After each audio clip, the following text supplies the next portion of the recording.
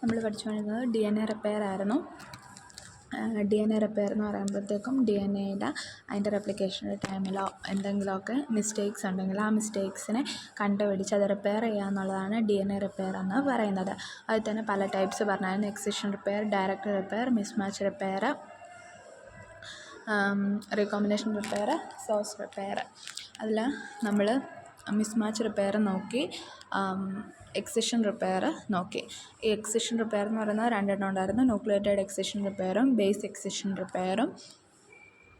Direct repair mechanism എന്ന് പറഞ്ഞു കഴിഞ്ഞാൽ പിന്നെ പഠിച്ചത് മിസ്മാച്ച് റിപ്പയറാണ്. മിസ്മാച്ച് റിപ്പയർ എന്ന് പറയുമ്പോഴത്തേക്കും മിസ്മാച്ചിങ് ആയിട്ടുള്ള ബേസസ് വരുമ്പോഴത്തേക്കും അതിനെ റിമൂവ് ചെയ്യുന്നത്. ഇനി പഠിക്കാനുള്ളത് ഡയറക്റ്റ് റിപ്പയർ. ഡയറക്റ്റ് റിപ്പയറിൻ്റെ സ്ട്രക്ചറാണിത്.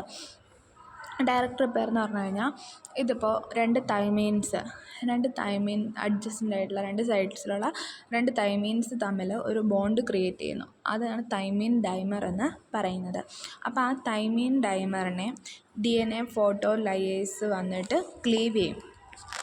അപ്പോൾ ഡയറക്റ്റ് റിപ്പയർ എന്ന് പറയുമ്പോൾ thymine dimers and alkylated bases are often corrected by direct repair. അതായത് തൈമീൻ ഡൈമറോ അല്ലെങ്കിൽ ആൽക്കലൈറ്റഡ് ആയിട്ടുള്ള ബേസസ് ഇത് ഒക്കെ ഉണ്ടെങ്കിൽ അതിനെയൊക്കെ കറക്റ്റ് ചെയ്യുന്നത് ഈ ഡയറക്റ്റ് റിപ്പയർ വെച്ചിട്ടാണ്.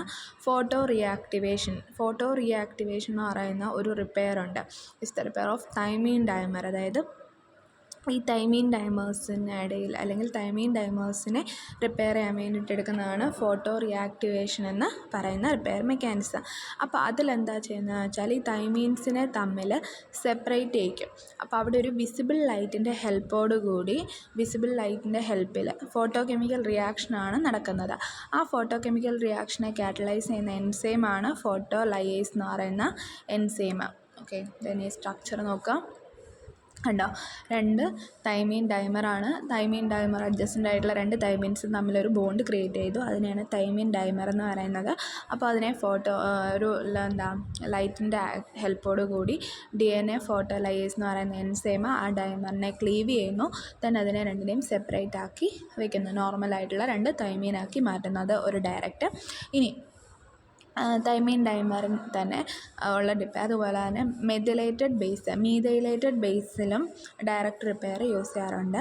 ഇപ്പം നോർമലി ഇരിക്കുന്ന ഒരു ഗ്വാനിൻ്റെ മുകളിലായിട്ട് ഈ CH3 ഉണ്ടോ, ആ CH3 എന്ന് പറയുന്നത് ഈ CH3 വന്നു കഴിയുമ്പോൾ അത് മീഥൈലേറ്റഡ് ആയിട്ടുള്ള ഗ്വാനിനായിട്ട് മാറി. O6 മീഥൈൽ ഗ്വാനിൻ എന്ന് പറയുന്നൊരു ബേസായിട്ട് നിൽക്കുവാണ്. അവിടേക്ക് നമ്മൾ ആൽക്കൈൽ ട്രാൻസ്ഫറൈസ് എന്ന് പറയുന്ന എൻസൈമിനെ കൊടുക്കുമ്പോൾ ഈ ആൽക്കൈൽ ട്രാൻസ്ഫറൈസ് എൻസൈം എന്ത് ചെയ്യും, ഈ ആൽക്കൈൽ ട്രാൻസ്ഫറൈസ് എൻസൈം ചെന്നിട്ട് ഈ മീഥൈൽ ഗ്രൂപ്പിനെ എടുത്തുകൊണ്ട് പോരും. അപ്പോൾ നോർമലായിട്ടുള്ള ഗ്വാനിൻ്റെ സ്ട്രക്ചർ അതിന് തിരിച്ച് കിട്ടുകയും ചെയ്യും. ഇതൊരു ഡയറക്റ്റ് റിപ്പയർ മെക്കാനിസമാണ്. അപ്പം മെയിനായിട്ടും ഡയറക്റ്റ് റിപ്പയർ മെക്കാനിസം യൂസ് ചെയ്യുന്നത് തൈമീൻ ഡൈമർ മാറ്റാനും അതുപോലെ തന്നെ മീഥൈലേറ്റഡ് ആയിട്ടുള്ള ബേസിനെ റിമൂവ് ചെയ്യാൻ വേണ്ടിയിട്ടുമാണ് ഡയറക്റ്റ് റിപ്പയർ യൂസ് ചെയ്യുന്നത്. പിന്നെ നമ്മൾ പഠിച്ച ആദ്യത്തെ എക്സിഷൻ റിപ്പയറിനകത്തുള്ള ന്യൂക്ലിയോടൈഡ് എക്സിഷൻ റിപ്പയറും തൈമീൻ ഡൈമർ റിമൂവ് ചെയ്യിക്കാൻ വേണ്ടിയിട്ട് യൂസ് ചെയ്യുന്നൊരു DNA റിപ്പയർ മെക്കാനിസമാണ്. ഇനിയുള്ളതാണ് recombinational repair mechanism. Recombinational repair mechanism എന്ന് പറഞ്ഞു കഴിഞ്ഞാൽ ഇതാണ് അതിൻ്റെ സ്ട്രക്ചർ. നമുക്കറിയാം, ഈ കാണുന്നതിനകത്ത് ഈ A എന്ന് പറയുന്ന സ്ട്രക്ചറും D എന്ന് പറയുന്ന സ്ട്രാൻഡും A സ്ട്രാൻഡും D സ്ട്രാൻഡും ടെംപ്ലേറ്റ് സ്ട്രാൻഡാണ്. അതായത് പേരൻ്റൽ DNA സ്ട്രാൻഡുകളാണ്. ആ റീകോമ്പിനേഷൻ്റെ ടൈമിൽ അത് ഡിവൈഡ് ചെയ്ത് അല്ലെങ്കിൽ അത് രണ്ടായിട്ട് ഹെലിക്കേസ് എൻസൈമിൻ്റെ ഹെൽപ്പോടുകൂടി ക്ലീവ് ചെയ്ത് രണ്ടായിട്ട് മാറും. അങ്ങനെ രണ്ട് ടെംപ്ലേറ്റ് സ്ട്രാൻഡ് ഫോം ചെയ്യുന്നു. ആ ടെംപ്ലേറ്റ് സ്ട്രാൻഡിന് ഓപ്പോസിറ്റ് ആയിട്ടുള്ള പുതിയ സ്ട്രാൻഡിനെ DNA പോളിമറൈസ് 3 ആഡ് ചെയ്ത് കൊടുത്ത് അങ്ങനെയാണ് റീകോമ്പിനേഷൻ നടക്കുന്നത്. അപ്പം ഈ ഒരു ടൈമിൽ നോർമൽ പേരൻ്റൽ സ്ട്രാൻഡിൽ തൈമീൻ ഡൈമർ ഉണ്ടായിരുന്നു, D സ്ട്രാൻഡിലുണ്ടായിരുന്നു. അപ്പോൾ പുതിയ ബേസസിനെ അല്ലെങ്കിൽ ന്യൂക്ലിയോടൈഡ്സിനെ ആഡ് ചെയ്യുന്ന ടൈമിൽ ആ തൈമീൻ ഡൈമർ ഉള്ളയിടത്ത് ന്യൂക്ലിയോടൈഡ്സിനെ ആഡ് ചെയ്യത്തില്ല. അപ്പോൾ അവിടെ ഒരു ഗ്യാപ്പ് വരും. അങ്ങനെയുള്ള കണ്ടീഷൻ റിപ്പയർ ചെയ്യുന്ന മെക്കാനിസമാണ് ഈ റീകോമ്പിനേഷൻ റിപ്പയർ എന്ന് പറയുന്നത്. അപ്പം D ടെംപ്ലേറ്റിൽ തൈമീൻ ഡൈമർ ഉള്ളത് കൊണ്ട് തന്നെ അതിൻ്റെ ഓപ്പോസിറ്റ് വന്ന C പുതിയതായിട്ടുണ്ടായ സി സ്ട്രാൻഡിൽ ന്യൂക്ലിയോടൈഡ്സ് വന്നില്ല. അപ്പോൾ അവിടെ ഒരു ഗ്യാപ്പ് ഫോം ചെയ്തു. ഇനി ആ ഗ്യാപ്പ് ഫില്ല് ചെയ്യാൻ വേണ്ടിയിട്ട് അതെന്ത് ചെയ്യുമെന്ന് വെച്ചാൽ, നമുക്കറിയാമല്ലോ ഈ ഡിക്ക് കോംപ്ലിമെൻ്ററി ആയിട്ടുള്ള സ്ട്രാൻഡാണല്ലോ എ എന്ന് പറയുന്നത്.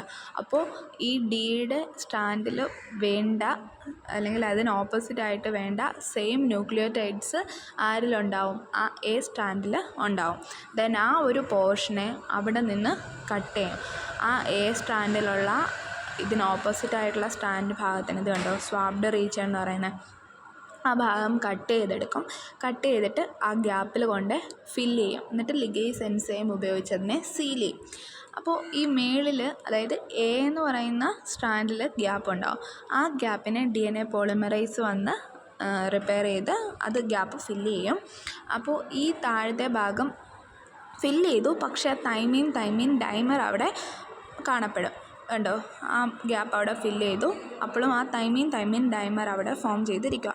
അപ്പം ഇനി തൈമീൻ ഡൈമറിനെ റിപ്പയർ ചെയ്യാൻ പറ്റുന്ന ന്യൂക്ലിയോടൈഡ് എക്സിഷൻ റിപ്പയറോ അല്ലെങ്കിൽ ഡയറക്റ്റ് റിപ്പയർ മെക്കാനിസം വഴിയോ ഈ തൈമീൻ ഡൈമറിനെ അവരവിടെ നിന്ന് റിമൂവ് ചെയ്ത് നോർമൽ DNA ആക്കി മാറ്റും. ഇതാണ് റീകോമ്പിനേഷൻ റിപ്പയർ എന്ന് പറയുന്നത്. പിന്നെ ലാസ്റ്റ് വണ്ണാണ് സോഴ്സ് റെസ്പോൺസ്. ഈ സോഴ്സ് റെസ്പോൺസ് എന്ന് പറഞ്ഞു കഴിഞ്ഞാൽ ഈ അതായത് റീകോമ്പിനേഷൻ റിപ്പയറിനെയൊക്കെ ഹെൽപ്പ് ചെയ്യുന്നതാണ് ഈ റെക്കെ പ്രോട്ടീൻ എന്ന് പറയുന്നത്. ഇനി ഈ റെക്കെ പ്രോട്ടീന് 2 ആക്ടിവിറ്റി ഉണ്ട്. എന്തൊക്കെയാണെന്ന് വെച്ചാൽ, ഒന്ന് റീകോമ്പിനേഷണൽ റിപ്പയർ മെക്കാനിസത്തിനെ ഇനിഷ്യേറ്റ് ചെയ്യുക എന്നുള്ളത്. രണ്ടാമത്, അത് കൂടാതെ തന്നെ ഇതിന് ചെയ്യുന്നൊരു ഫംഗ്ഷൻ എന്താണെന്ന് വെച്ചാൽ, ഒരു പ്രോട്ടിയോലൈറ്റിക് ഫംഗ്ഷനും ഈ റെക്കെ പ്രോട്ടീൻ കാണിക്കും. ആ പ്രോട്ടിയോലൈറ്റിക് ഫംഗ്ഷൻ വെച്ച് ഇതെന്ത് ചെയ്യുകയെന്ന് വെച്ചാൽ, ലെക്സ് എ എന്ന് പറയുന്ന റെപ്രസർ പ്രോട്ടീനെ അത് ഡിസ്ട്രോയ് ചെയ്യും.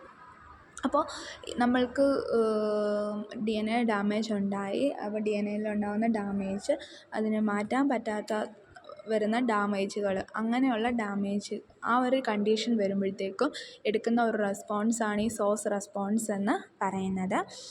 അതായത് ഒരു മരണവും അല്ലെങ്കിൽ ജീവിതവും തമ്മിലുള്ള ആ ഒരു ടൈമിൽ, ഡെത്ത്ഫുള്ളായിട്ടുള്ളൊരു കണ്ടീഷനിൽ, അല്ലെങ്കിൽ DNAയുടെ റെപ്ലിക്കേഷൻ നടക്കത്തില്ലാത്തൊരു കണ്ടീഷൻ, അത് സ്റ്റോപ്പ് ചെയ്യുന്നൊരു കണ്ടീഷനിൽ മാത്രമാണ് ഈ സോഴ്സ് റെസ്പോൺസ് ഫോം ചെയ്യുന്നത്. അപ്പം എന്ത് ചെയ്യുന്നത് വെച്ചാൽ, ഈ സോഴ്സ് റെസ്പോൺസ് വന്നാലും ചിലപ്പോൾ എന്താണ്, ഒരു മ്യൂട്ടേറ്റഡ് ആയിട്ടുള്ള ജീനായി പോകാനായിട്ടും ചാൻസ് ഉണ്ട്. അപ്പോൾ ഈ റെക്കെ പ്രോട്ടീൻ ഈ പ്രോട്ടിയോലൈറ്റിക് ഫംഗ്ഷന് ആയിട്ട് ആക്ട് ചെയ്യും.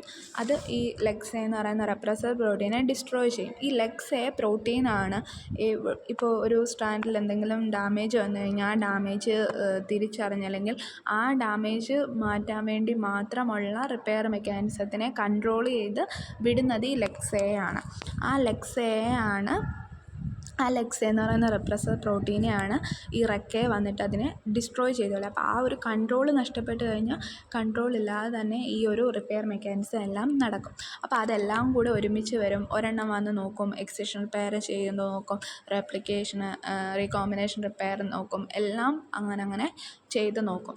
ചില സമയത്ത് മ്യൂട്ടേഷൻസ് സംഭവിക്കാം. ഓക്കെ, ഇനി ഈ സെല്ല് റിപ്പയർ ചെയ്യുന്ന ആ ഒരു ടൈമിൽ